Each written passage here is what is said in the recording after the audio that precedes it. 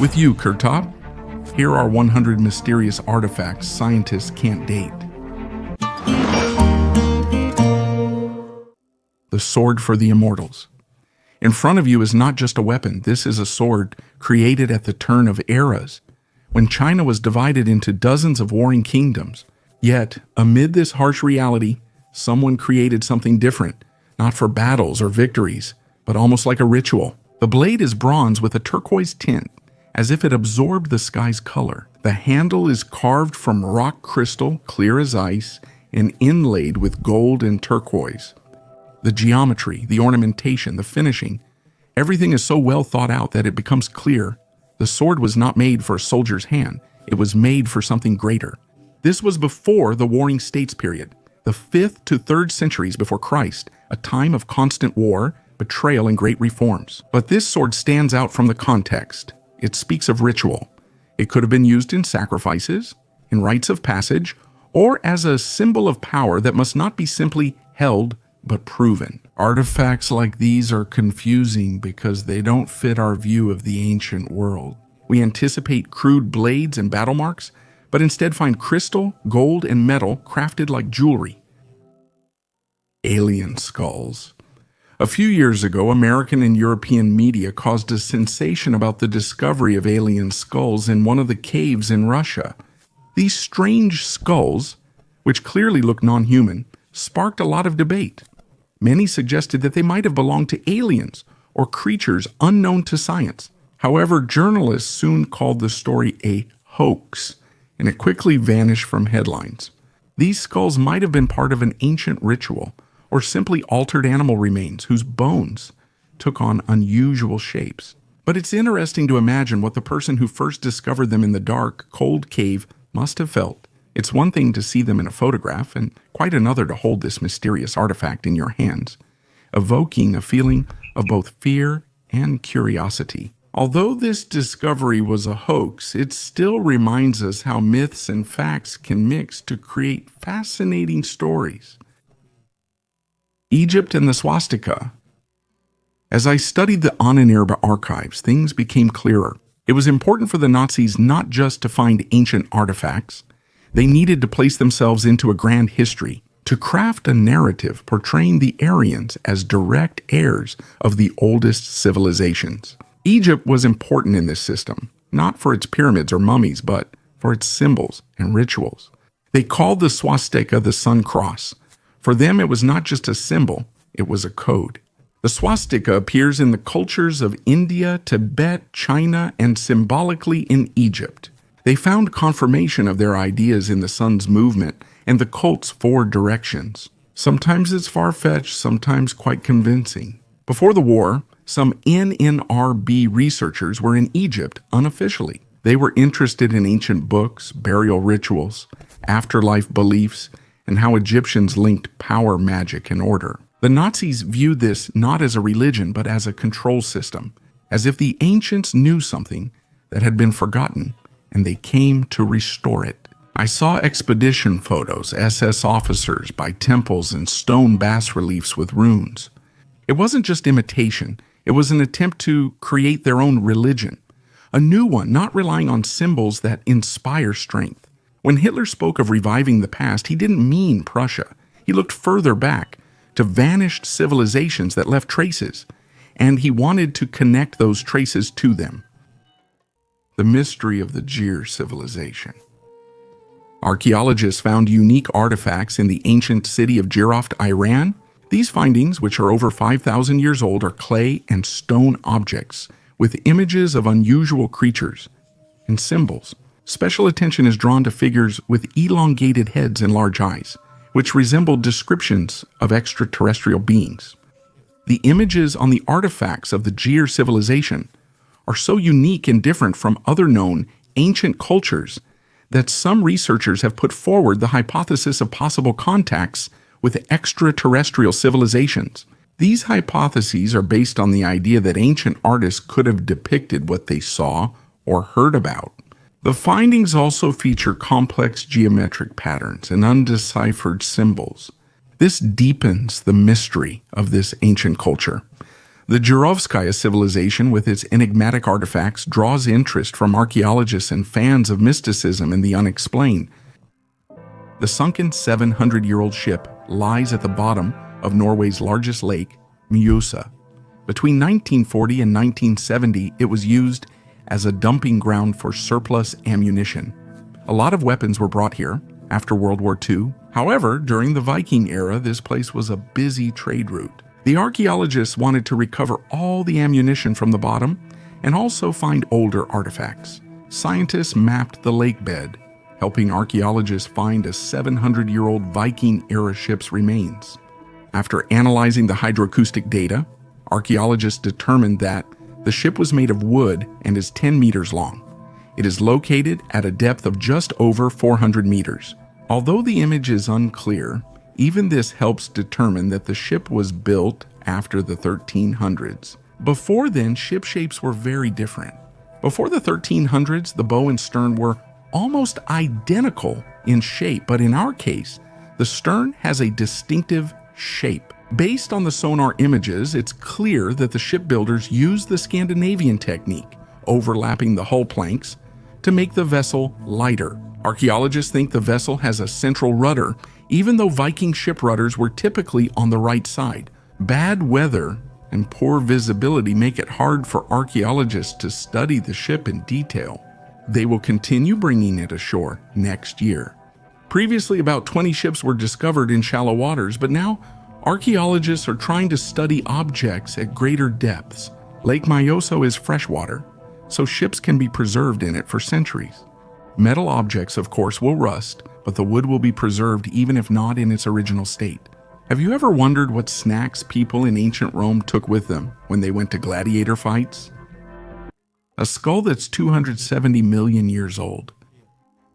A fossilized skull was found in the National Museum of Natural History's Smithsonian collection. It belonged to an ancient amphibian ancestor and is about 270 million years old. Scientists describe the skull as a new species of proto-amphibian, which was named Kermitopus gratus, in honor of the famous Muppet frog, Kermit. One of the students at George Washington University emphasized the importance of using popular names to draw attention to scientific discoveries. The name Kermit is perfect for describing an ancient amphibian, linking it to modern representatives of this class of animals. The skull was found by paleontologist Nicholas Houghton during field research in Texas, in an area known as the Red Beds. Dating to the early Permian period, this area holds many fossils, including ancient reptiles and amphibians. After its discovery in 1984, the skull remained in museum collections for decades until it was studied by Arjanam Manam, who singled it out from other specimens for detailed examination. The joint efforts of researchers helped establish that the discovered skull belongs to a new genus of ancient amphibians, Excalibur, of Islamic origin. In 1994, an ancient sword was discovered in Valencia on the eastern coast of Spain, the age and origin of which remained a mystery for a long time. Finally, in honor of the 75th anniversary of the Department of Archaeology of Valencia, experts conducted a thorough analysis of this and other artifacts from their collection. Specialists used modern dating methods to determine the sword dates to the 10th century, made during Valencia's Islamic era. Finds of such swords in the region are extremely rare due to the characteristics of the local soil, which makes their preservation difficult. Project leader and archaeologist Jose Miguel Asuna stated the sword blade is 45 centimeters long. A distinctive feature of the weapon is its handle, decorated with bronze plates and engravings, which is characteristic of the Islamic period. The lack of a guard and the sword's size indicate it was owned by a mounted warrior from the Andalusian Caliphate era, and it also has Visigothic weapon features. Ancient sword in the river. A medieval sword was recently discovered in the depths of a Polish river, which experts believe may be connected to the Vikings. This sword is adorned with a mysterious inscription and is one of 8 similar artifacts found in Poland.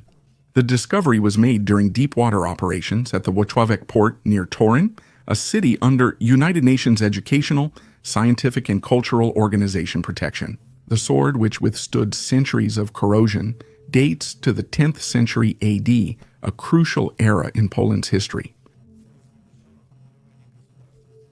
The sword could have witnessed the birth of the Polish nation. Historically, swords of this type are associated with northwestern Europe, which suggests a Scandinavian or Frankish origin. However, the exact roots and connection to the Vikings remain a subject of debate among historians. The Ulfbert inscription found under corrosion likely indicates the name Ulfbert. This name appears on swords from northern Europe dated to the 9th–11th centuries, adding more mystery to the sword's history. The Great Bell of Domazeti.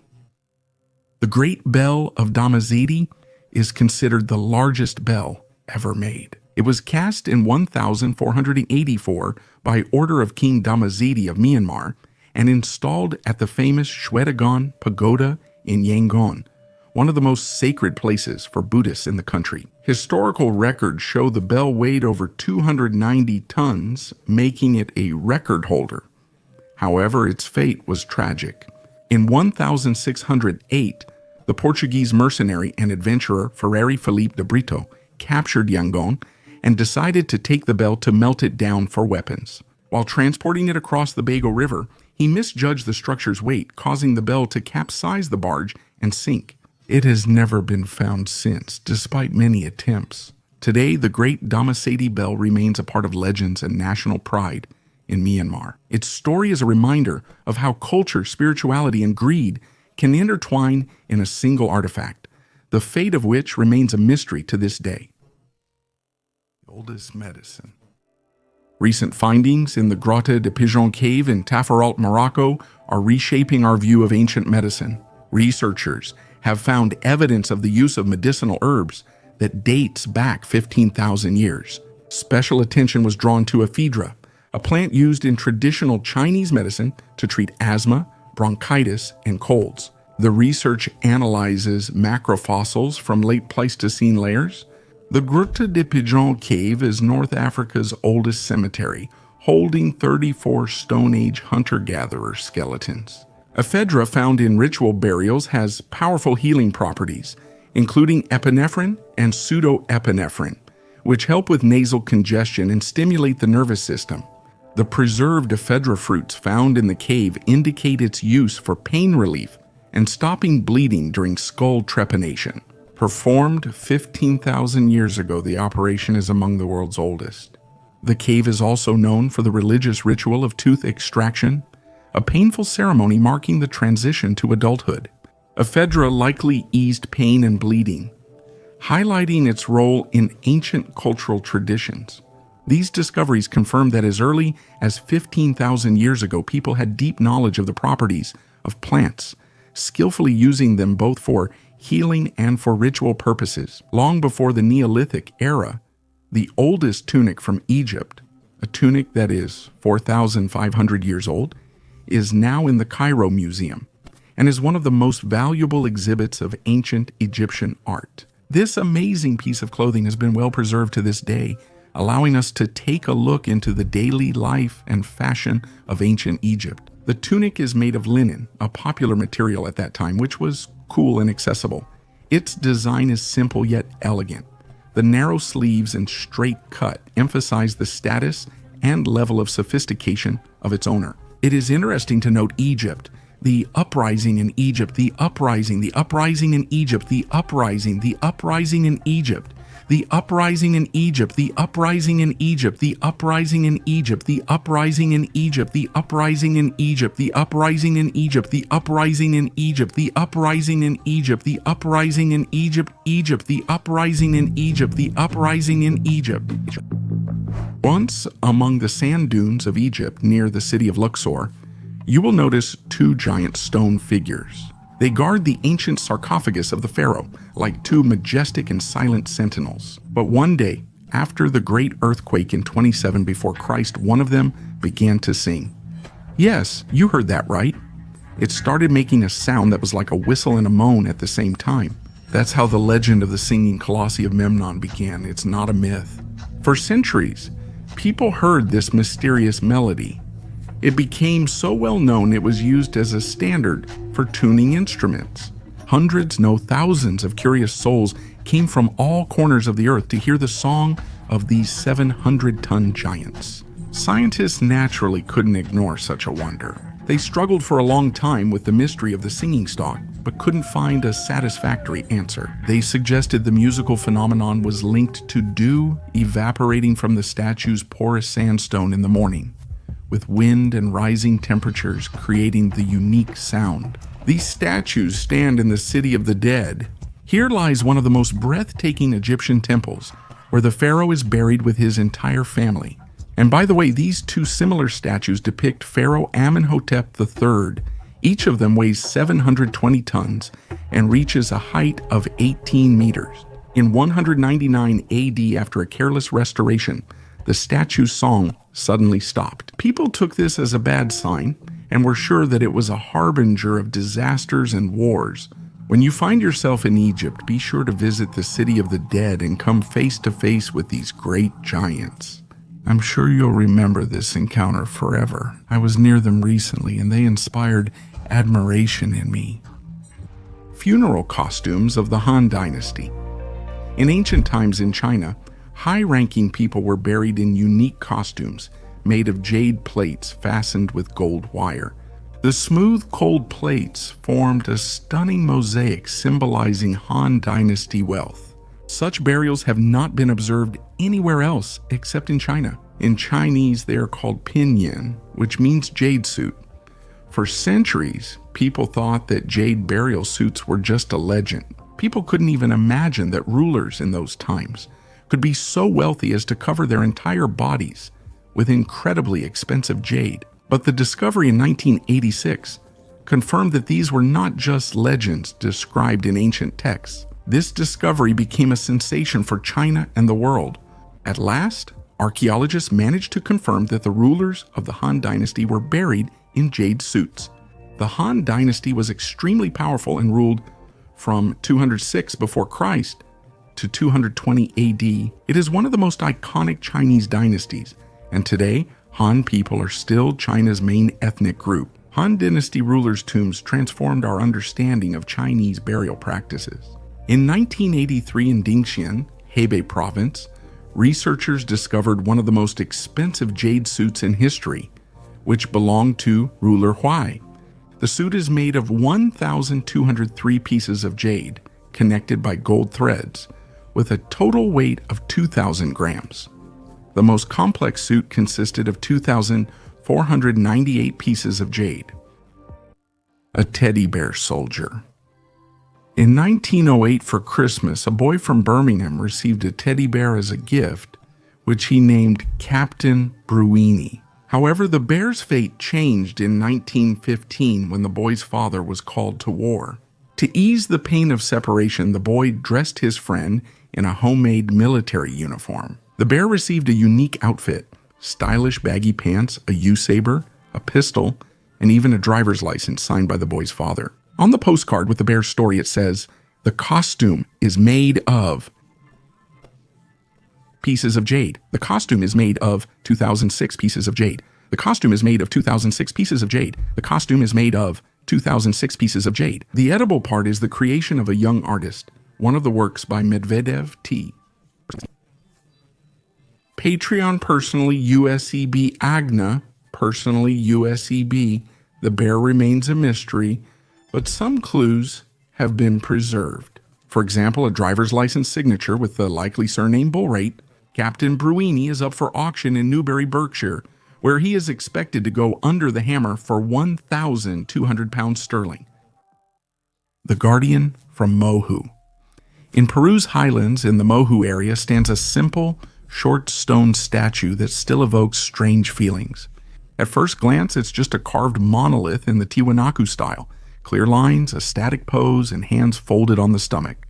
But the longer you look, the more it seems that the figure is somehow out of place, as if it didn't come from this time or even from this continent. The statue, called Moho Huaca, stands on a cross-shaped base resembling the Andean chacana, an ancient symbol with each side representing a world level, upper, middle, and lower. In this case, the cross is twisted in a clockwise spiral, which is rare and may suggest a lost ritual significance. However, what stands out most isn't the style or symbolism, but the strange similarities. The pose, statue-like, hands folded on her stomach, direct gaze. All of this unexpectedly echoes the images of the Moai from Easter Island, and even earlier the stone stele from Göbekli Tepe in Turkey. The same composition, the same gestures, the same restraint. Vastly different cultures, separated by centuries and thousands of kilometers, yet they seem to share the same visual language, a celebration that no longer exists. I once believed the Nazis just rewrote history, but I later realized they changed everything, even Christmas. In the early 1930s, a systematic campaign began in Germany to cleanse holidays of their Christian and Jewish roots. Christmas, a key family holiday in Europe, became problematic for the Third Reich. Christ, Mary, angels, the star, Bethlehem, none of this aligned with the Aryan supremacy ideology. They needed to keep the form, but change the content. The baby Jesus vanishes from postcards replaced by the sun symbol. The Christmas tree turns into a tree of light, decorated with SS runes, iron crosses, and solar symbols, instead of balls and stars. Santa Claus turns into the ancient Germanic Odin, a bearded rider who brings not joy, but order. Even carols are changed. The tunes remain, but the lyrics differ. Silent Night becomes an anthem to the Third Reich. The Nazis weren't just altering details, they were reshaping collective memory, so children grew up with holidays focused on strength, purity, and the nation instead of love. This has moved beyond ideology. It's a takeover of consciousness at the level of fairy tales, where people feel it before they know anything. I saw old German postcards, greetings with runes, and Christmas trees with the SS emblem. None of it was parody or fake. It was a real holiday, only without faith, without forgiveness, without meaning. A holiday that no longer exists and perhaps shouldn't exist. The mystery of the Ellora Caves. In India, in the state of Maharashtra, there is an amazing cave complex called the Ellora Caves. This architectural masterpiece, which includes 34 caves, is carved directly into the rock and represents a unique combination of Buddhist, Hindu, and Jain temples. The structure dates to between the 6th and 10th centuries AD. The Ellora Caves amaze with their precision and complexity. Some of them are enormous in size and feature exquisite details, carved with astonishing accuracy. The Kailasa Temple is especially impressive, carved out of a single rock mass, and is considered the largest monolithic structure in the world. The technologies and methods used to create such complex and precise structures still remain a mystery. This has given rise to many theories, including suggestions of extraterrestrial involvement. Some researchers believe that ancient builders might have possessed knowledge and technologies passed down by alien civilizations. This unique complex remains a cave of enormous sensor and dynamic form. The first home bathhouse in Britain. Not everyone knows, but Britain was also under the control of the Roman Empire, so Roman villas are constantly being found here. The Roman villa in Rutland became famous thanks to a 1,500-year-old mosaic discovered here. The villa belonged to very wealthy owners. When you have a lot of money and unlimited possibilities, you can do whatever you want. And the owners decided to convert their barn into a real home bathhouse, which had both a steam room and a cold water bath. In those distant years, only a few could afford such luxury. Just so you know, there are now more private jet owners than home bathhouse owners. 1,500 years ago, the bathhouse was probably 2 stories with heated floors, a steam room, and a cold plunge pool. In addition, the bathhouse had a tepidarium, or a room with a moderate temperature, where wealthy villa residents would scrape off dead skin with a metal tool known as a strigil. The building's heating system could support various temperature settings, sizes, and designs. New domestic villas appeared in Britain.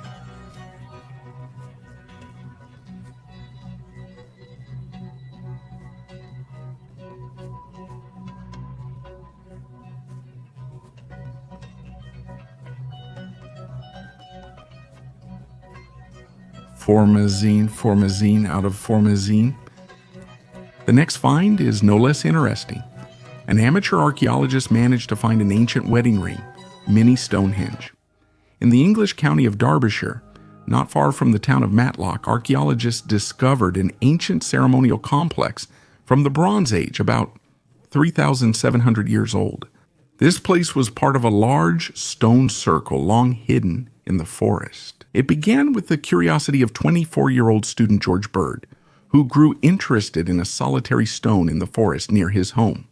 The Farlamere standing stone, about 2 meters tall, was once thought to stand alone. However, Bird led researchers to examine the area more closely. The stone sits atop a natural spring, which feeds the Bentley Stream and then the Derwent River. Nearby, remains of an ancient platform were found, likely used for rituals before the stone was erected. This indicates the site was highly valued for centuries by Bronze Age communities, particularly for its link to water. Archaeologists also found 5 more once upright stones. Together, they formed an oval circle about 25 meters wide. This discovery added to the list of 25 known Bronze Age stone circles found in the Peak District, a region rich in ancient monuments. It also shows that ritual life then extended far beyond just Stonehenge. He tried to hide it from the government. During the construction of a house in the village of Muhammadpur Baganki, Haryana State, India, ancient bronze idols about 400 years old were found. The statues depicting the Hindu deities Vishnu and Mata Lakshmi are distinguished by their elegant carvings and patterns. The owner of the plot tried to hide the discovery by offering money to the builder, who found the artifacts in exchange for silence. However, the builder went to the police, and thus the authorities learned about the existence of the idols. Local residents, considering the idols as a divine blessing, expressed a desire to build a temple at this site.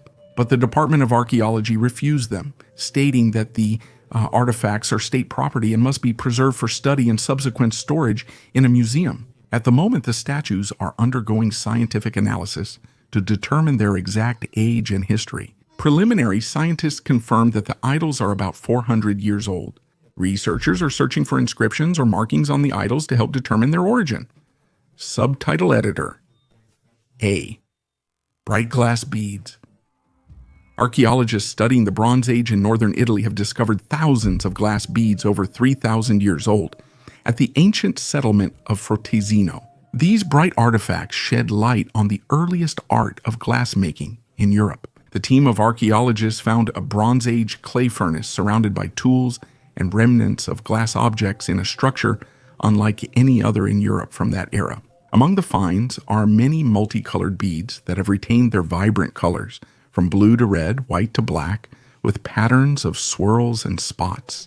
Even after millennia, their colors remain bright, as if they have just come out of the furnace. The color durability is explained by the unique formula of the local glass, made using sand from the Po River, which gave the items their longevity. Frontesino, active from 1200 to 1100 before Christ, was the center of craft production and trade. In addition to glass, amber and ivory were processed here, and workers also worked with bronze, gold, tin, and iron. Rusalka, from India.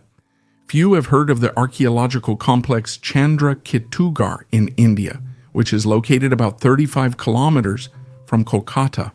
Chandrakitugar was a thriving port city engaged in international trade where people lived from 400 before Christ to 1250 AD.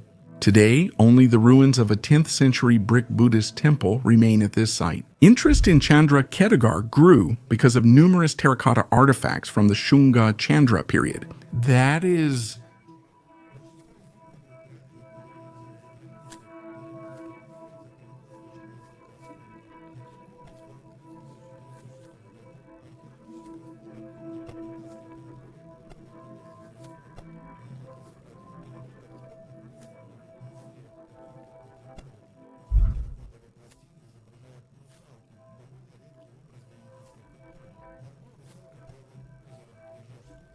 People on the shore see her as a miracle, like a mirror or flower. The great chief arrived in a chariot to see this creature. The next day, the mermaid was caught in a net by fishermen. People wave at her and she responds fearlessly, Looking at these reliefs, I wondered if they were depictions of ancient legends or real events that took place in Chandraketugarh 2,200 years ago. Perhaps mermaids were not a product of imagination, but real sea creatures in ancient times. Write in the comments below the video whether you believe in the existence of mermaids or something like that. After all, it's not for nothing that the depths of the seas and oceans remain unexplored to this day. Stone Age dagger.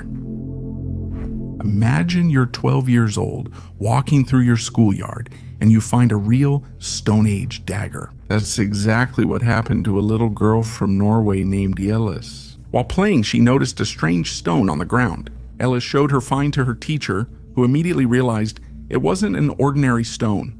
The teacher contacted archaeologists, and they confirmed that Ellis had found a real dagger that is already 3,700 years old. The dagger turned out to be 12 centimeters long and made of flint, a type of stone that is not found in Norway. Scientists think the dagger came from Denmark across the North Sea, as people then often gave such daggers to the gods in gratitude.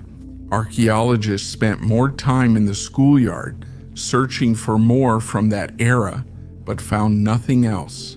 Interestingly, this dagger was made during the New Stone Age, when people were learning to make tools from stone and also began to grow plants. This was a time when people stopped wandering the world and began to build their first villages. The Stone Age in Norway lasted a very long time, from 10,000 to 1,800 before Christ. And it was during this time that hunter-gatherers began to settle on farms. Thousands of archaeologists demand justice. Egyptian Prime Minister Mustafa Madbouli, along with archaeologists, is trying to get the Rosetta Stone and 16 other artifacts returned to Egypt. I fully support them, because the history of ancient Egypt should belong to modern Egypt. The Prime Minister believes that the artifacts were taken out of the country illegally and unethically. He started a petition that's already gained over 2,500 signatures. Previously, the Egyptian government requested that the United Kingdom return the artifacts to Rus, but now they are demanding it. Mustafa Madbouli claims that the Rosetta Stone and other artifacts will be repatriated. It's only a matter of time. As you can see, even in the world of archaeology, global events are happening that no one could have imagined before. The Rosetta Stone was found in 1799, a year after Napoleon invaded Egypt, by a French officer leading excavations in Rashid in the Nile Delta. The stone had text in 3 different languages: Greek, Demotic, and Egyptian hieroglyphs. This object was viewed as an intercultural key to translation, offering new insight into ancient civilizations. The text of the petition looks like this: the confiscation of the Rosetta Stone, among other artifacts, is an act of encroachment on Egyptian cultural values and identity, and is a direct result of cultural colonial violence against Egypt's cultural heritage. History cannot be changed, but it can be corrected. Although British political, military, and governmental rule left Egypt years ago, cultural colonization persists. Interestingly, Egypt is not the only country demanding that the United Kingdom return its artifacts. For example, Greece is demanding the return of the Parthenon marbles to their homeland. But the current Prime Minister of the United Kingdom, Liz Truss, does not support the wishes of archaeologists from around the world, because she understands perfectly well that the popularity of British museums would decrease significantly. Have you ever thought about what it would be like if the ruler of a country was a person without a face? And even that has already happened in our history. Scientists have revealed the secret of a 4,000-year-old mummy. They uncovered the mystery of Egyptian woman Shenet AA, whose mummy was sealed in a seam-free cartonnage. With the help of a computed tomography scan, researchers finally understood how Shenet AA was embalmed about 3,000 years ago. She lived during the Third Intermediate Period under the rule of the 22nd Dynasty. She was around 30 to 40 at her death, and the careful preparation of her body for the afterlife shows her high social status. For many years, scientists could not explain how the remains ended up inside the cartonnage, finding only a small hole near the feet. However, scanning found a seam along the back and lacing, which solved the mystery. The embalmers softened the cartonnage to make it flexible, made an incision in the back, and placed the body inside. Then the seam was sewn up and a wooden panel at the feet was used for fixation. The internal organs were removed and replaced with wax figurines of the sons of Horus, Amset, Hapi, Duamutef, and Kebesenuef. Each of them protected a specific organ. Sheneta had lost several teeth and the remaining ones were badly worn, possibly due to sand in the food. The Egyptian woman's eyes were replaced with artificial ones, and her body wrapped in costly linen. Her brightly decorated sarcophagus emphasizes her privileged status. Ancient Egyptians prepared for the afterlife the way we prepare for retirement. They saved up resources to provide for themselves in the world of the dead. Room on a high. Archaeologists unexpectedly discovered a hidden room at the ancient Shavin Dewanter complex in the Wands. It was entirely buried, with no entrances, windows, or doors, only a narrow passage, as if someone intentionally concealed it. Inside are 23 artifacts, all linked to psychoactive substance use. Some are thin, hollow bird bones, sharp, expertly crafted tubes. Research found traces of tobacco and N,N-dimethyltryptamine, a compound in tobacco, on them, and this is where the questions begin. What was the purpose of this small, dark room with tubes for inhaling?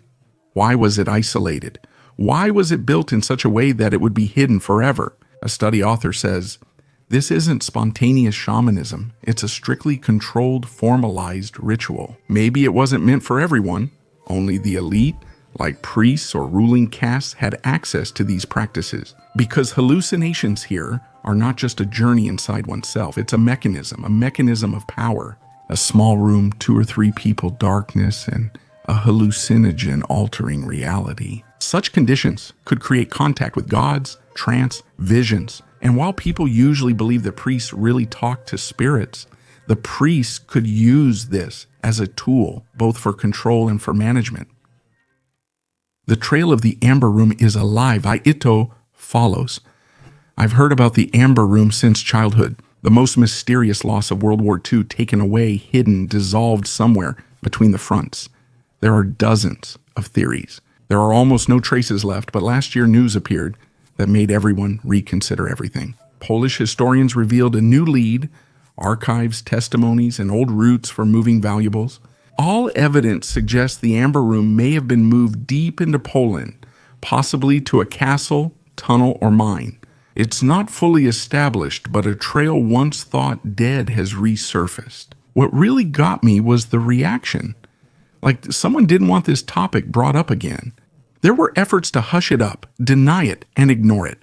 The more I reflect, the clearer I understand. The Amber Room isn't just a lost artifact. It's a sign that far more vanished in that war than we usually realize. And some things still haven't been found. The tomb of an unknown pharaoh. The tomb, let's move on to the next one. Let's go back. Let's return to... Let's move on to the next one. Let's move on to the next one. Let's move on to the next one. Let's go back to... Let's move on to the next one, to the next one, to the next one. Let's go back. Let's move on to the next one. Let's move on to the next one. Let's move on to the next one. Let's move on to the next one. Let's move on to the next one. Let's go back to... Let's move on to the next one. Let's move on to the next one. Let's move on to the next one.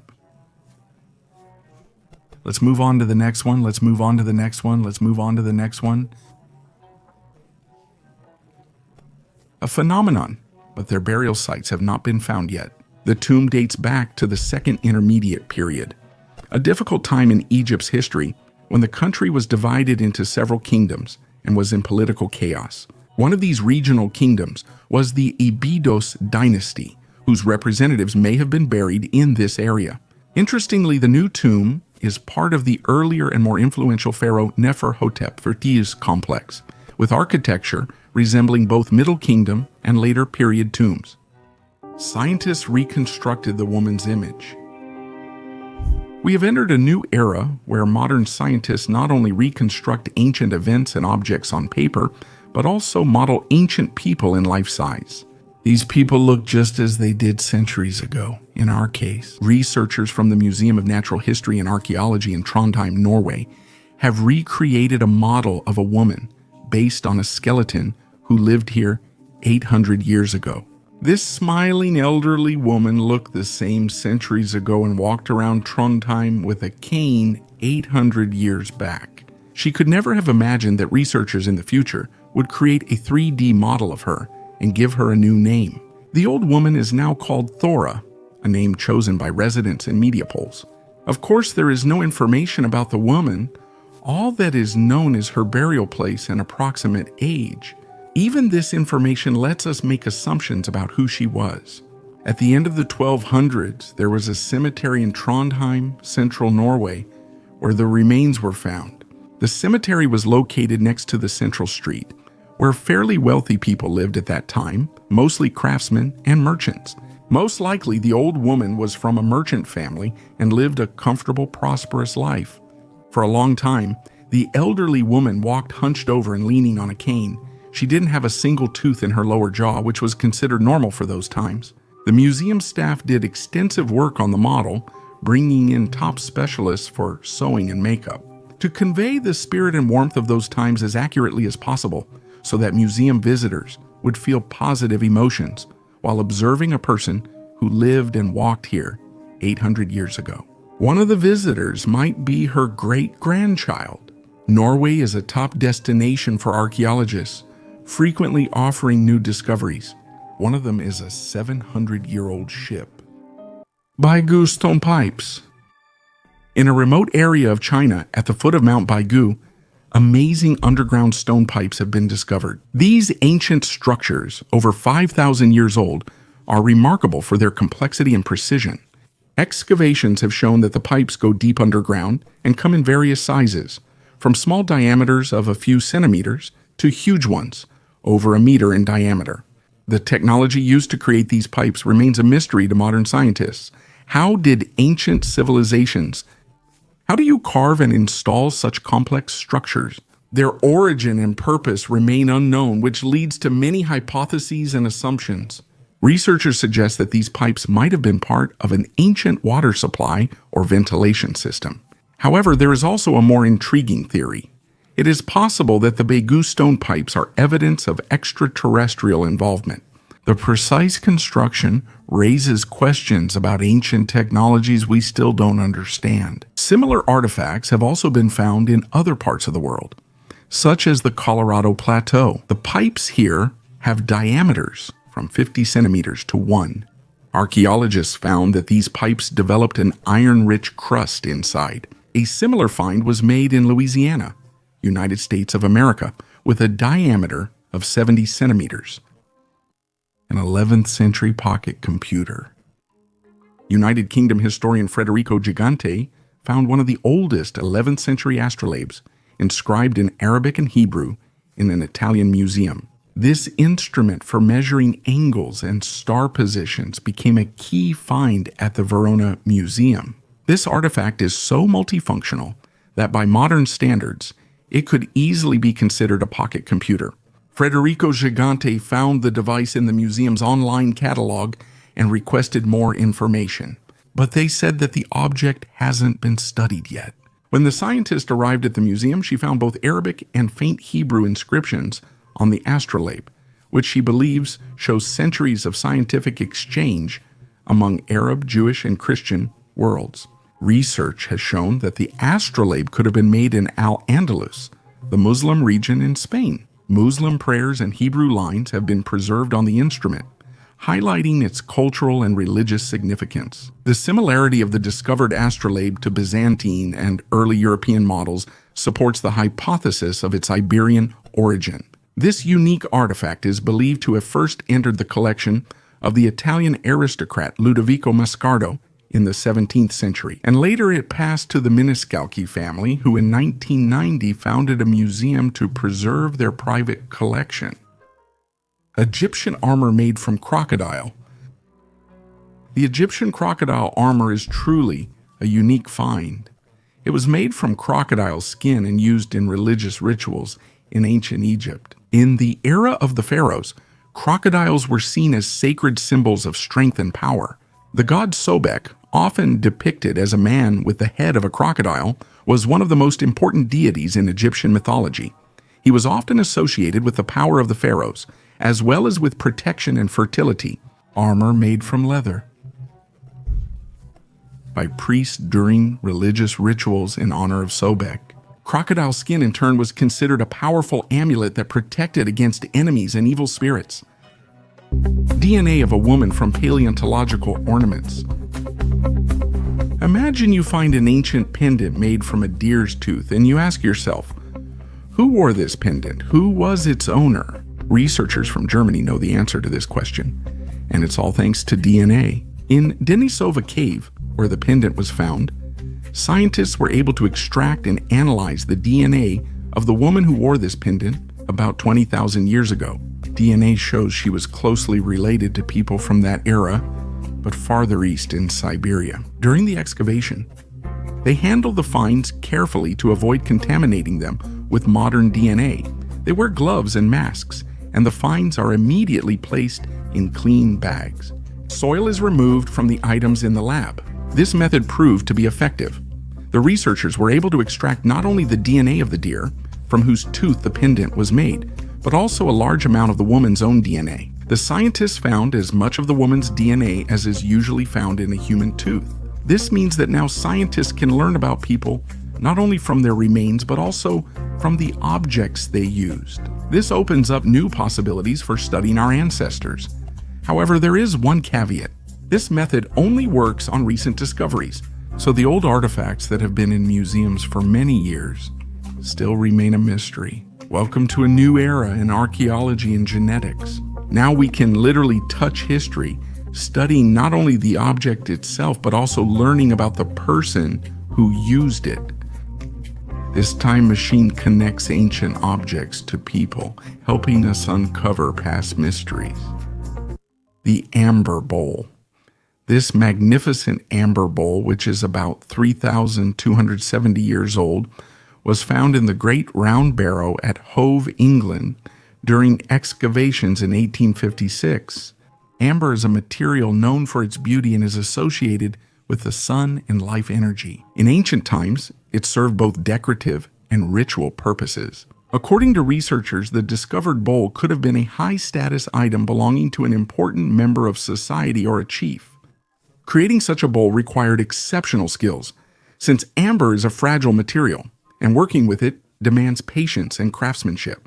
The discovered bowl indicates that people of that time had access to rare and valuable materials. This also confirms trade relations and exchanges with other regions. The fact that the bowl was buried together with its owner speaks to its significance for burial rituals or belief in the afterlife. Mosaics by the Sea of Galilee shore. We return to Israel, where archaeologists found floor mosaics on the Sea of Galilee's shore. This indicates that in ancient times, this place was a prosperous region inhabited by early Christian Jewish communities, and later it became an important Islamic administrative center. At one time, this place was an important trading center focused on sugar production.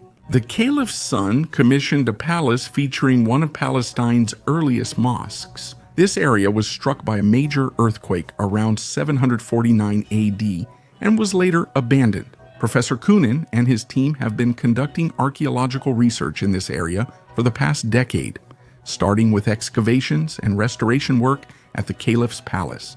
The work was suspended during the pandemic, but this year, the team resumed excavations at the face on the stone site.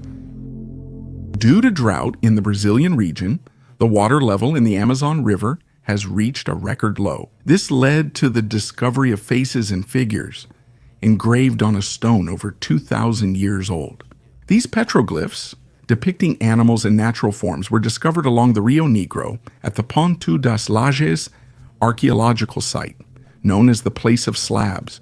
Researchers estimate that the drawings are between 1,000 and 2,000 years old. The stones show faces, water images, and grooves, suggesting the site was used to make stone tools. Archaeologists discovered 25 groups of engravings on a single rock. The find indicates that this place was used for sharpening various tools. In addition, pottery fragments were found at this site. Although Ponto das Lajes is recognized as an archaeological site, the petroglyphs have not yet been studied. And what do you think? What other secrets does the Amazon hide? Share your thoughts. Write them in the comments. Viking and the Cross. South of Sweden, near Linköping, archaeologists explored an old quarry, an ordinary place where you hardly expect any discoveries. Atop the hill, among the stones, they found a strange structure, a lone grave. Tightly arranged stones formed a circle around a stone coffin. It stood tall and alone above the plain, as if its occupant was meant to watch over something, even in death. The coffin dates back to the 10th century, a time when Sweden was on the border of two worlds. The pagan way of life was still strong, but Christianity was already present. And this burial is a reflection of that transition. Inside was a man with an axe, a knife, and cloth remnants, likely from a ritual. All signs indicate he belonged to the upper class, possibly a warrior or noble. The coffin's arrangement, stone lining, orientation, and hilltop location is no longer a Scandinavian tradition. This is already under the influence of Christian symbolism. Such hybrid burials are rare. Most are either fully pagan or follow all the new religion's rules, but here it's a transitional mix of rituals. The last pagans are still buried with weapons, but now they look to the cross, or at least recognize changing times. This man lived between eras. He no longer believed in Thor as his ancestors did, nor did he accept Christ like future generations would. Sinister Secrets of Egypt. Dr. Sperling, a deputy head of the German expedition in Egypt, spoke about his discovery, which is several decades old. With his American colleagues, he discovered a mysterious black sun scarab temple in Anglo-Egyptian Sudan. The temple was built from 4 basalt blocks with no windows, and the roof was supported without pillars. The entrance was covered with sand, which the workers cleared in a few days. Inside there was a second stone box, almost touching the roof, with no doors or openings. It looked like a mysterious trap. The workers spent 2 days trying to dismantle it, but even a crowbar couldn't mark the solid basalt. Soon, the workers discovered a lid with the image of a scarab, decorated with gold and blue paint that had stood the test of time. The lid concealed a passage leading to an underground chamber where there was a huge metal sculpture of a beetle with a crystal head. This beetle looked more like a technological device than a religious artifact. The artifact study ended abruptly when an English officer arrived with soldiers and ordered the governor to leave the site. The American expedition was expelled and the temple sealed. A few years later, Sperling learned that an English airbase had been built on the site of the temple. The strange metallic statue resembling a machine remained a mystery forever. Sperling never returned to this topic, as his expertise was soon needed by the Third Reich. The story of the Black Temple of the Sun Scarab remained one of the most mysterious chapters in archaeology. Ancient Roman wine bottle. An ancient Roman wine bottle dated to 325 AD is considered one of the oldest surviving bottles of wine in the world. It was discovered in 1867 in the area of the city of Speyer in Germany during the excavation of a tomb. The vessel is made of glass and has an elongated shape with a narrow neck. Inside the bottle, the wine turned into a solid substance over the centuries, but thanks to the hermetic stopper made of olive wood and wax, the contents of the bottle remained untouched inside the bottle. Modern researchers and winemaking specialists do not recommend tasting this ancient beverage. It is a unique testament to the winemaking art of ancient Rome. Now the bottle is kept in the Historical Museum of the city of Speyer and is one of its main exhibits. A cream jar and worn women's underwear. At Tabard Square in London, archaeologists found an intriguing set of artifacts. A jar of cream and women's underwear were lying at the bottom of a ditch. It may seem ordinary, as any girl could drop these from her purse. However, this girl dropped this set not yesterday, not last year, and not even a century ago. These artifacts are more than 2,000 years old. In the 120s to 150s AD, there was a small ancient Roman town called Landonium at this site. Now, this place is a massive modern metropolis. The archaeologists immediately opened the jar and saw a white cream inside with a fingerprint, as if someone had used this cream just yesterday. After analyzing the contents, they identified animal fat, starch, and tin, with no sense of lavender or chocolate. 2,000 years ago, a cream like this moisturized the skin on faces and hands. It's very interesting. What brand of cosmetics did an ancient Roman lady use at that time? And here's the second find, which is even more interesting. These are women's panties that look very similar to modern bikinis or thongs. Did ladies really prefer this kind of underwear over 2,000 years ago? This set was found in 1953 at the bottom of an ancient well. As I said earlier, they date back to the 1st century AD. Most likely, some of you are very familiar with the history of ancient Rome and know very well that back then no one wore underwear. You're right. This underwear wasn't for everyday use. Girls wore it for performances. The mosaic at Villa Romana del Casale in Sicily from the 4th century AD confirms this. To perform complex acrobatic tricks, the girls needed at least minimal clothing. In addition to performances, women in ancient Rome wore these panties during special periods, placing folded cloth or wool inside. Another example of an ancient Roman mosaic is the gladiator fight from Villa Borghese, Rome, 3rd century AD. Ever wondered what sounds filled Rome's battlefields? Subtitle editor, Continent Underwater. At the bottom of the Madura Strait near the island of Java, archaeologists found something no one expected. Not a sunken ship, not artifacts, but an entire ecosystem. Earth layers have preserved Homo erectus remains as skull fragments and traces of life from about 140,000 years ago. Along with them were bones of giant bulls, turtle shells, and traces of bones broken to extract bone marrow. This is not just an ancient human site, it's a fragment of a submerged continent, a vanished world that once connected the islands to the mainland. Scientists refer to it as Sundaland, now submerged. But back then these were plains, something like an Asian savanna with rivers, forests, and herds of large animals. Archaeologists found processing marks on animal bones similar to those made by mainland Homo erectus. Previously, it was thought the Javanese groups lacked these skills. Now it's clear that there was contact between the populations and cultural exchange as well. People shared hunting methods, butchering techniques, processing, and shells with each other. This speaks not only about technique, but also about memory, about processing and passing on knowledge. Besides traces of hunting, they also found remains of mollusks and river sharks. Everything indicates that there was once a rich, lively, and complex landscape here, where humans were part of the ecosystem. And now, all of this is at the bottom.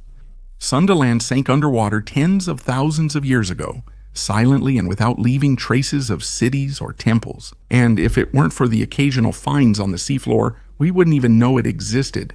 It shows that large parts of history can vanish over time, not just from disasters. And all that's left is a fragment of the catastrophe, bones cooled in the silt. The harsh realities of ancient Egypt. During archaeological excavations in Gaza, at the site of an ancient Egyptian gold mine, iron shackles about 2,200 years old were found. These heavy shackles became direct evidence of ancient accounts describing the cruel treatment of people who worked in the mines during the Ptolemaic dynasty. The shackles were found in an ancient storage room containing ore processing tools, pottery fragments, and 2 sets of shackles. One of them consisted of 7 ring locks connected by iron links, and the other had 4 links and damaged hoops. Their design is strikingly similar to the shackles found in the silver mines of Lorient in Greece, which suggests the transfer of technology and possibly forced labor methods from the Greek world to Egypt.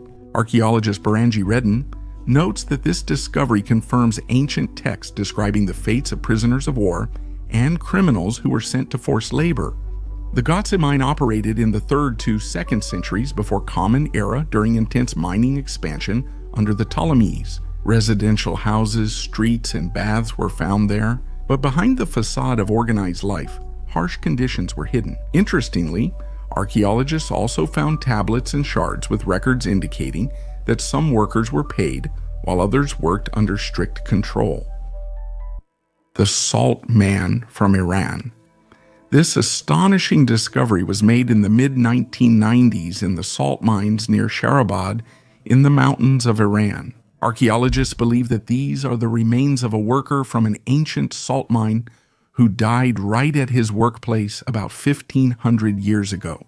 The unique conditions of the cave, saturated with salt vapors, helped preserve his body in an astonishing state. Even the hair has been preserved on the mummy, which, under the influence of salt, has acquired a whitish tint, as well as the beard, which gives the find an even more eerie appearance. Scientists believe that the high concentration of salt in the cave prevented the decomposition process, naturally mummifying the body. The salted body looks as if time has stopped, allowing us to look into the face of the past. The Salt Man became not only an archaeological sensation, but also an important source of information about the lives of people from that era. Today, this mummy is a reminder of the harsh reality of the past and a unique example of human interaction with nature. The monolith on Phobos. Phobos, one of Mars' two moons, hides an amazing secret, a giant monolith. This monolith, about 85 meters tall, was first discovered in images taken by spacecraft. Its size and regular shape raise many questions among scientists. Some researchers suggest that the monolith could be an artificial structure left by an ancient extraterrestrial civilization. This hypothesis relies on its unique shape and isolation from other formations. The monolith looks as if it was deliberately placed at this location. This discovery sparked intense discussions in the scientific community and gave rise to numerous theories. Some believe that the monolith could be an ancient beacon or a marker left for future space explorers. Others see it as possible evidence of extraterrestrial activity in our solar system. Amulet from space. Turkish archaeologists found a 4,700-year-old amulet made from meteoritic iron. This artifact, found in an early Bronze Age burial in Asia Minor, is considered the oldest such find in the region, with an exact dating. The amulet was discovered in the Kesik Survi burial ground, located in southwestern Turkey. The item was found in a pythos, a large clay vessel used for burial. The oldest known meteoritic iron artifacts are beads from Egypt, discovered near Elgirze and dated to 3,300 before Christ. Archaeologists in Russia's Orenburg region found a knife, chisel, and adze plane in a Yamnaya culture burial mound from 2,700 before Christ. During the excavations in Kesik Survi, in addition to the amulet, burials with rich funerary attributes were found, indicating the high status of the deceased. Analyses confirmed the amulet's iron is meteoritic, further boosting its historical and scientific value. Luristan bronzes. Luristan bronzes are a collection of bronze artifacts originating from the province of Luristan in western Iran. These items are from the 12th to 6th centuries before Christ and represent some of the most exquisite examples of ancient metallurgy and art. Most Luristan bronzes are small statuettes, weapons, jewelry, and vessels. Their designs often feature geometric motifs and depictions of animals, especially goats and other horned creatures. Some were used for religious or ritual purposes, while others may have been everyday items. Luristan bronzes reflect the culture of people living in modern Iran during the first millennium before Christ. Their uniqueness lies in their quality and style, which sets them apart from other bronze objects of that time. They ruled even after death. The Inca had a unique attitude toward their deceased rulers, considering them not simply dead, but continuing to live and rule even after death. Mummy rulers were preserved and honored as if alive with their own lands and wealth. Amazingly, servants managed the possessions of these mummies, who also participated in key rituals and meetings. It was believed that these rulers were able to give advice and influence the life of society, remaining the eternal masters of their lands. Over time, this caused problems as large areas fell under the dead's control, limiting resource distribution and land management for the living. The mummy rulers' influence challenged Inca society, especially with limited resources. The Incas balanced honoring ancestors with meeting the living's needs, making their culture unique and symbolic. This shows how closely spiritual and practical life were linked for the Incas. Gold coins hidden in the wall. In the wall of a nature reserve on the Dutch Heights, archaeologists discovered a hoard of gold coins. What's unique about this find, you may ask? The unique thing is that this territory was annexed by Israel from Syria during the Six-Day War in 1967. These coins may shed light on the ancient Muslim conquest in this region. 44 pure gold coins were discovered. All the coins bore images of the emperors Phocas and Heraclius. The wall was built in 635 that year. The Muslims took control of this territory, although there had previously been a Christian settlement here. The Byzantine Empire, the eastern part of the Roman Empire, was actually the longest-lasting medieval empire, existing for more than 1,000 years. The place where the coins were found is known in the Christian world as Banias. It was significant because it was supposedly here that Jesus said to Peter, "On this rock I will build my church." The coins confirmed the fact that numerous military conflicts took place in this area. The territory was important to Christians, Jews, and Muslims alike. In 410 AD, after the fall of Rome and the invasion of the barbarians, the Byzantine Empire began to flourish. It is unlikely that we will ever find out who owned the gold coins and why he hid them in the wall, but perhaps we can restore historical justice, which thousands of archaeologists around the world are striving for. The Ghosts of Mammoth Cave. Mammoth Cave in Kentucky is among the world's largest underground systems, with roughly 500 kilometers of passages, and is also steeped in legends. Originally, the cave was used for mining saltpeter, and later it became a tourist attraction. Curious people from everywhere were drawn by underground lakes, vast halls, and echoes in the labyrinths.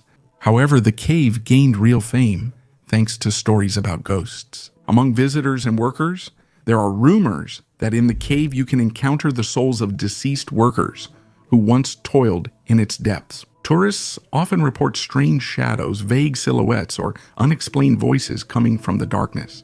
There have been cases when entire groups claimed to have seen ghostly figures that seemed to be watching them from afar. Legends claim that these are the spirits of miners who died in accidents. These stories add even more mystery to the cave and attract not only nature lovers but also seekers of the supernatural. Mammoth Cave remains a place where mysticism and history intertwine, creating a unique atmosphere, a sword beyond time. In 1965, archaeologists opened a flooded tomb in Hubei province and discovered a sword that had been underwater for about 2,500 years. It was lying in a wooden scabbard, without any preservation or protection, yet it looked as if it had been made recently. The blade was shining, the pattern was clear, and it cut paper like a razor. The surface bore an engraving of the owner's name, Gujian, King of Yue. This sword isn't just a weapon, it was crafted with remarkable precision. The scabbard and everything else were top quality, but most importantly, it survived centuries of war and neglect while staying intact. Scientists aren't sure how this is possible, but the fact that such an item reached us in working condition is a discovery. This sword reminds us that objects can preserve history better than words. 7,000-year-old plow marks. Archaeologists from France and Switzerland discovered them during excavations in the city of Sion. At the Arsena site, the oldest traces in Europe of a primitive plow, an ARD, were found, dating between 5,100 and 4,700 before Christ. This discovery, made in 2017, indicates that as early as the Neolithic period in Europe, people began using draft animals to work the land. Such artifacts indicating plowing of the land in the Neolithic are extremely rare and difficult to date precisely. For example, in northern Italy, archaeologists discovered traces of a primitive plow and hoof prints of animals dating back to 4,300 to 4,000 before Christ. Before that, the earliest evidence of plow use in Switzerland was considered to be finds dated to the first half of the 4th millennium before Christ. Plow? Uprising and restoration in Europe, restoration of uprising. Uprising, restoration. Uprising, restoration in, uprising and restoration, uprising and restoration in Europe. Uprising, restoration, uprising and restoration in Europe. Uprising and restoration in Europe, Europe, restoration in Europe, restoration in Europe.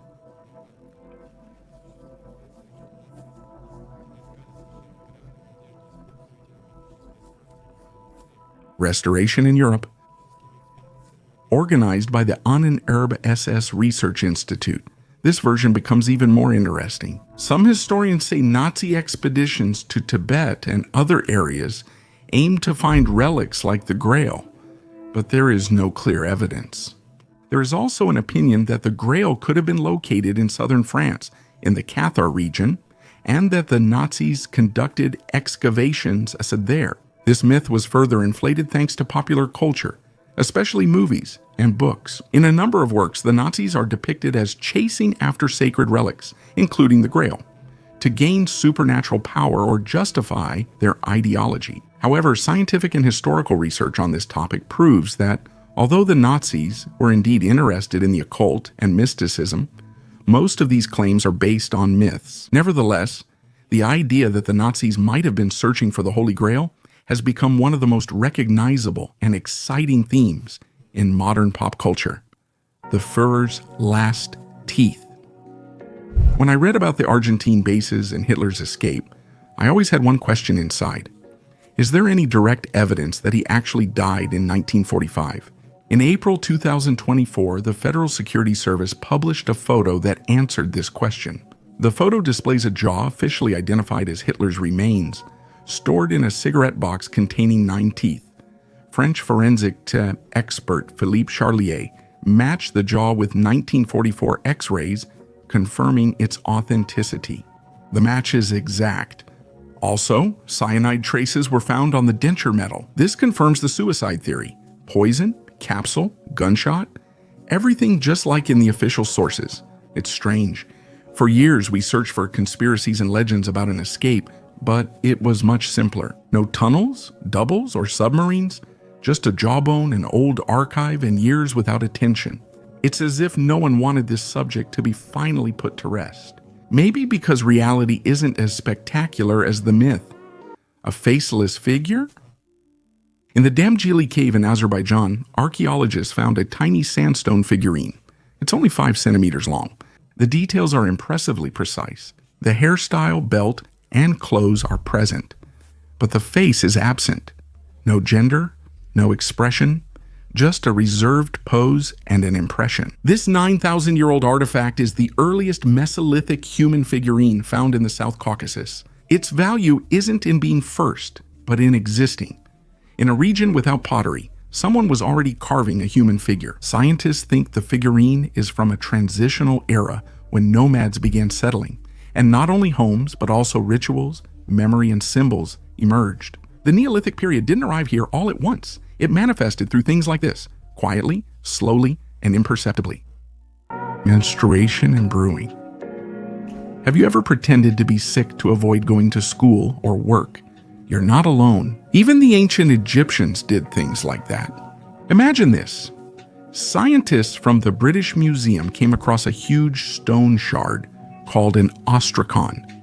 On it, they found records dating back to around 1250 before Christ. Do you know what they found there? That's right. Excuses ancient Egyptian workers used to avoid work. This stone journal was kept for 280 days a year, and it lists the names of 40 workers, along with the reasons each one missed work. Someone was bitten by a scorpion.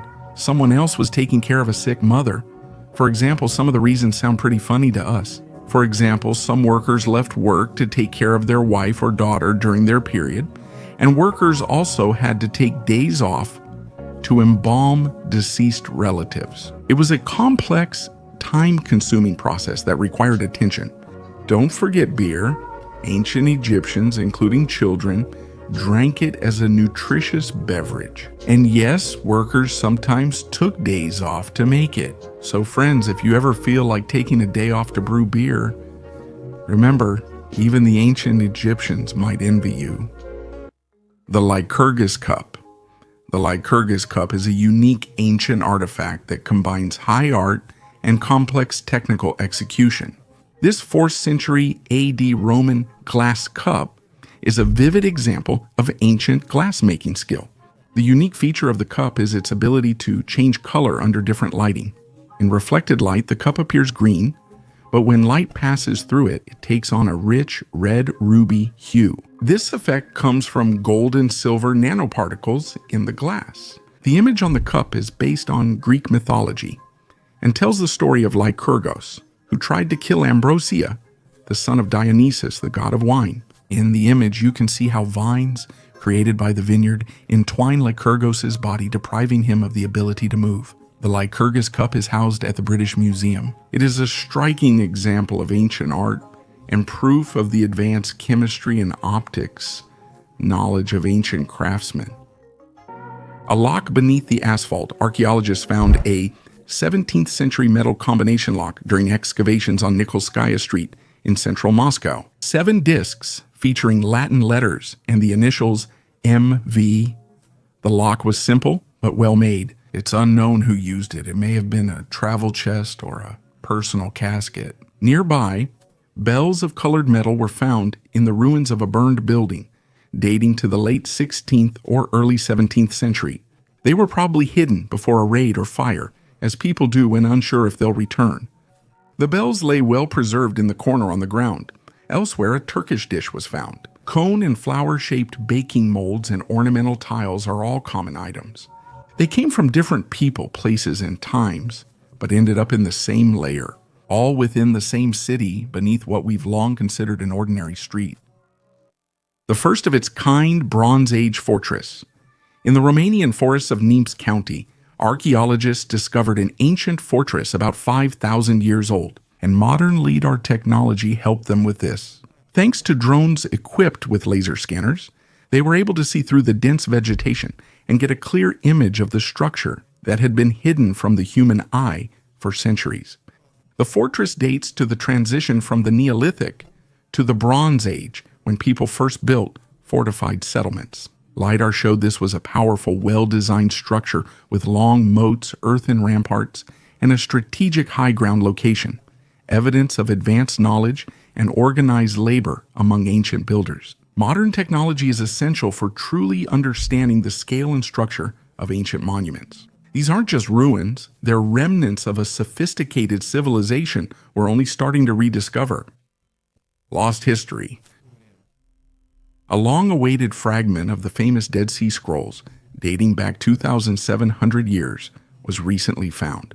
These scrolls are parts of ancient manuscripts discovered near the Dead Sea between 1946 and 1956, including 972 documents in various ancient languages. A third of them contain biblical texts, while the rest are non-biblical and relate to the era of the Second Temple. Interestingly, one of the 3 rare fragments was dated by paradigm.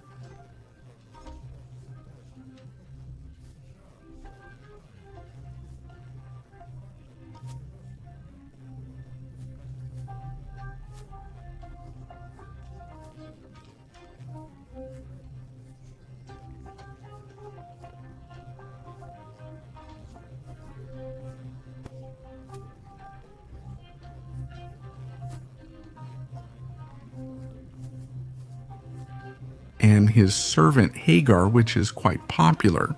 Experts verified the scroll's authenticity and age after analysis. Now, this historical artifact is in Israel at the Antiquities Authority.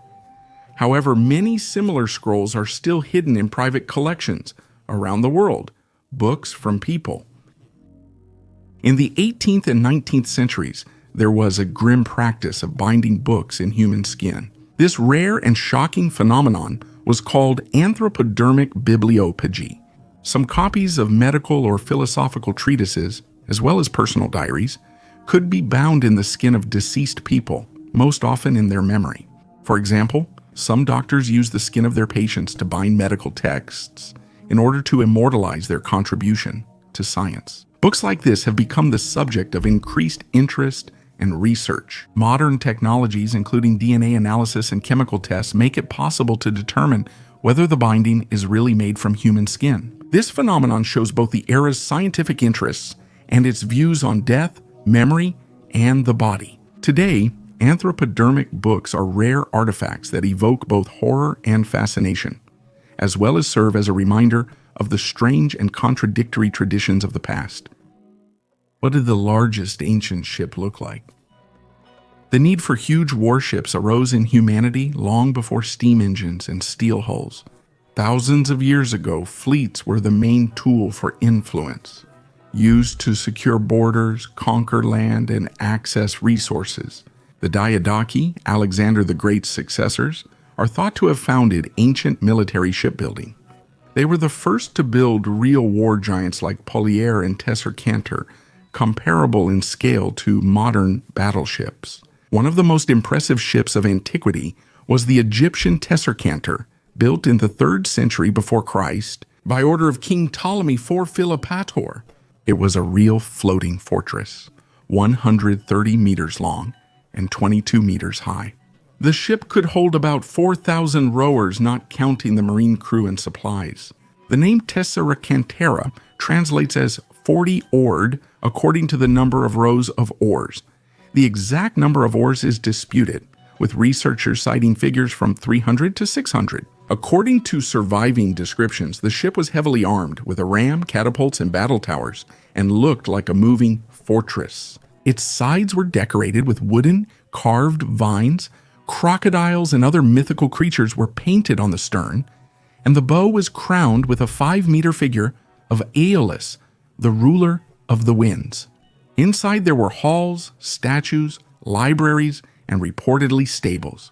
All this spoke more about status than about practical military necessity. The Tesseracanter was mainly a symbol of power, not an active ship.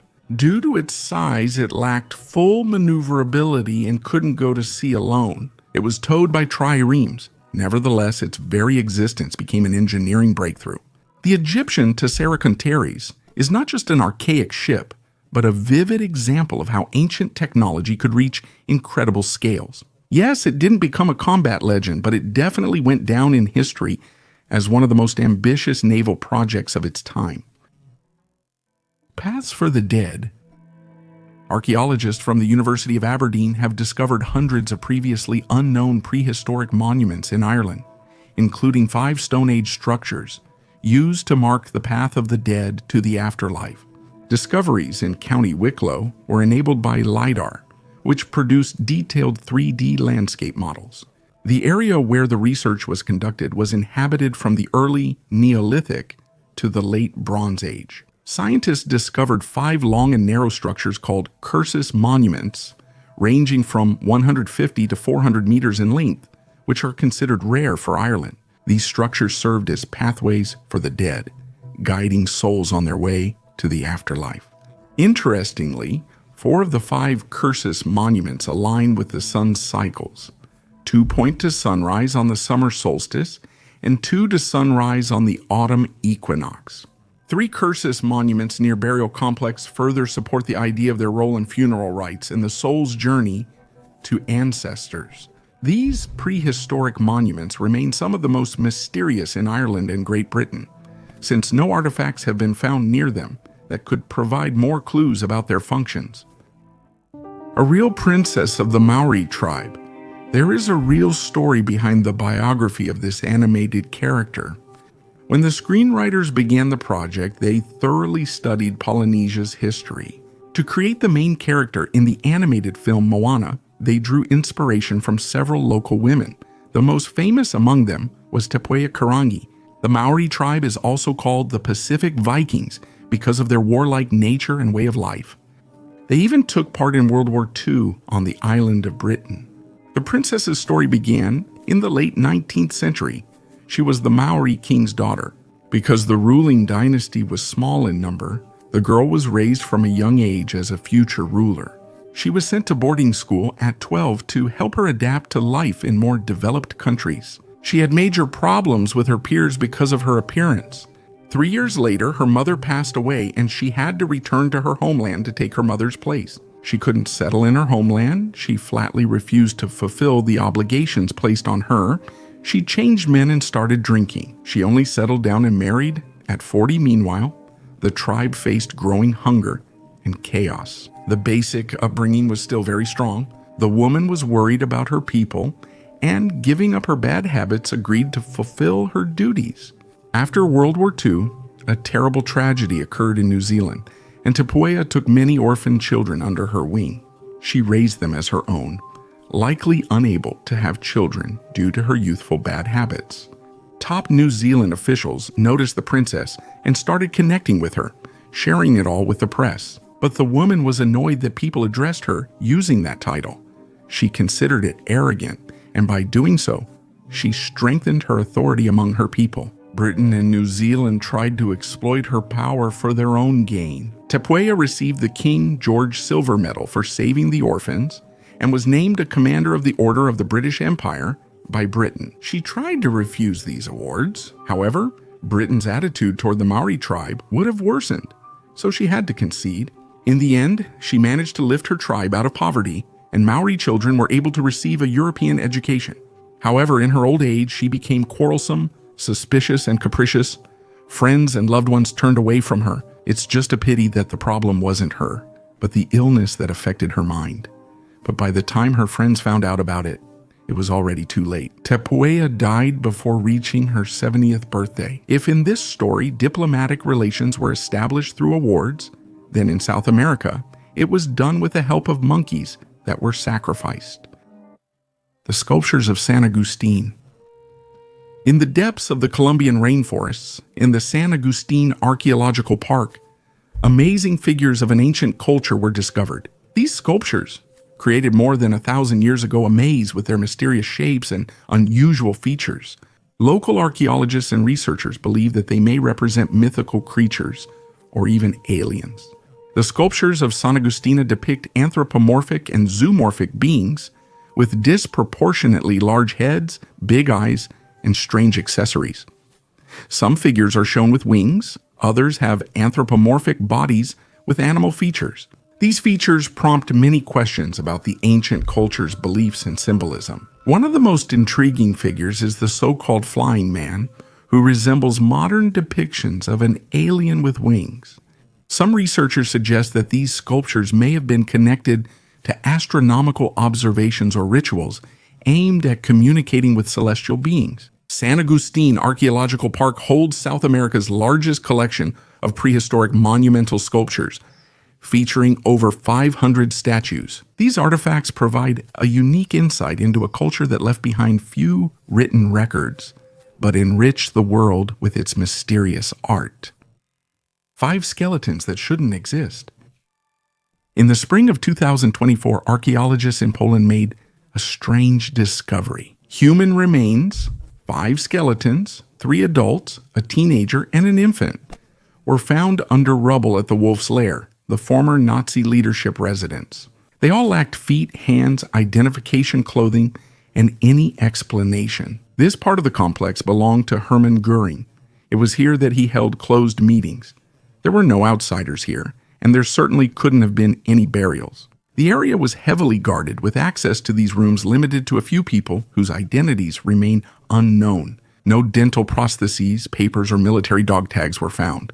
Only skeletons, strangely arranged as if someone had deliberately staged the scene. There's a theory of an execution and another of a ritual, but who is the infant? Archaeologists do not rule out that something irrational, almost religious, was happening in the last days of the Reich. Hitler was convinced this war had a sacred purpose. He saw the Third Reich's struggle as more than politics. He believed it revived an ancient order. Why were these bodies left under the floor in the center of the lair instead of being buried or removed? Why, during their retreat, did the Nazis focus on destroying bunkers instead of saving them, blowing everything up indiscriminately? Were they more afraid of future archaeologists than the advancing Soviet army? Maybe it's not about the bodies, but about what was hidden nearby. Something that wasn't supposed to remain after them. Something they buried as a secret. Skulls with nails. In the southeast of Spain, among the ruins of ancient settlements, archaeologists found something that immediately causes disturbing feelings. 7 severed heads, some of which have huge metal nails driven into them. Not through, but with clear force, as if the skulls were nailed to something. But why? They initially thought these were war trophies. Enemy heads were displayed to intimidate others. But chemical analysis of the bones gave an unexpected result. Not all the skulls were from outsiders. In one of the cities, 3 out of 4 heads belonged to people who came from afar, but in another, almost all turned out to be locals. And that changes everything. In one place, outsiders were executed and displayed, while in another, locals kept their ancestors as relics. The heads were found inside houses, making this less about power and more about memory and respect. The Greeks wrote that the Gauls kept the heads of their enemies in boxes, while Spanish mercenaries carried them on spears. But in reality, everything was more complicated. Chinese emperors stole.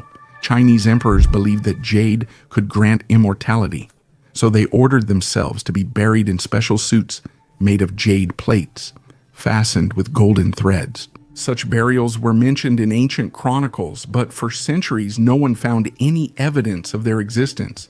Many believed it was just a myth. Everything changed in 1958 when near Mount Lynchon, soldiers blasting a rock to build a bomb shelter accidentally discovered an untouched 2,000-year-old tomb.